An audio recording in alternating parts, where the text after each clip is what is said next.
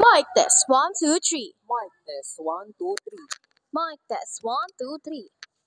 Magandang araw, Pilipinas! Magandang araw, lalawigan ng Cavite! Ito ang inyong Angkor 1, Rexy Castillo. At ako naman ang inyong Angkor 2, Akisha Abelido. Ako si Francis Moranya, tagapagbalita.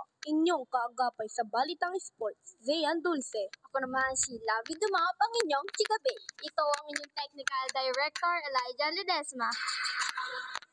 Mga balitang sakto at detalyado, paspasang serbisyo publiko, mga balitang napapanahon, isa sa tinig ngayon, aarangkada sa loob ng 5 minuto dito sa GGGIS 36.5 sa inyong palapihitan. Komprehensibong balitaan dito lang sa nag-iisang Radyo DSPC. Magandang hapon, ngayon ay ika-25 ng Setyembre 2025.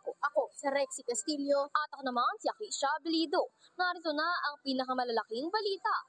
Kami ang inyong tagapagkatid ng mga maiinit at nagraratsadang balita. Narito ang mga ulo ng nagbabagang balita. Ex-Justice Andres Reyes Jr. mangunguna sa anti-graft.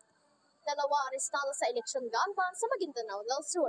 Jaden Daniels knee injury update para sa Commanders QB.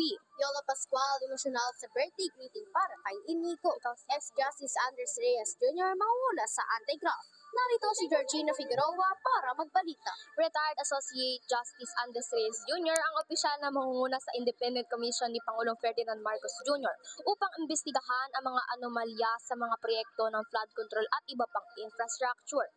Ginawa ni Marcos ang anunsyo sa isang press briefing sa Malacanang Palace noong Lunes, Setyembre 15.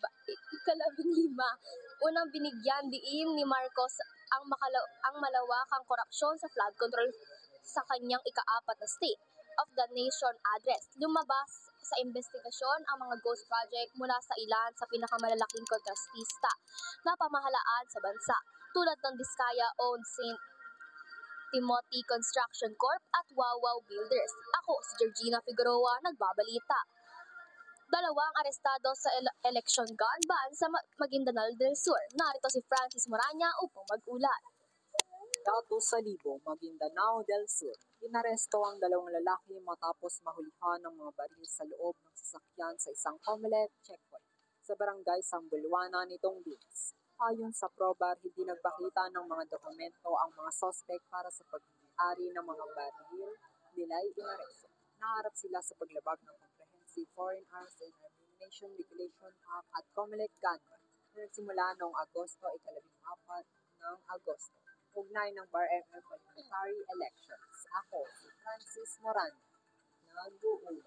Maraming salamat, Francis. Ang oras ngayon ay alas 4 ng hapon. Magbabalik ang programang ito pagkatapos ng susunod na patalastas. Hay nako, ang hirap naman tumawid dito. Oo nga kahit pedestrian lane na, hindi pa rin nagpapadaan. Dapat natutunan ng mga motorista na igalang ang pedestrian lane, respeto sa tawiran ay respeto sa buhay.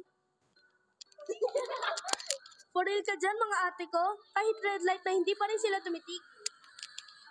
Muling nagbabalik ang radyo DSPC Aiden Daniel ni injury update para sa Commanders QB. Para sa balitang sports, narito si Zeyan Dulce. Ang quarterback ng Washington Commanders na si Jaden Daniels ay umaharap sa isang injury sa tuhod na ibinabato ang kanyang katayuan para sa katlong linggo laro ng kanyang koponan laban sa Las Vegas Raiders na pinag-uusapan. Tanong sa Dan Quinn tungkol sa pinsala ni Daniels. Sabi ng Commanders coach na ang kanyang second-year quarterback ay magiging araw-araw.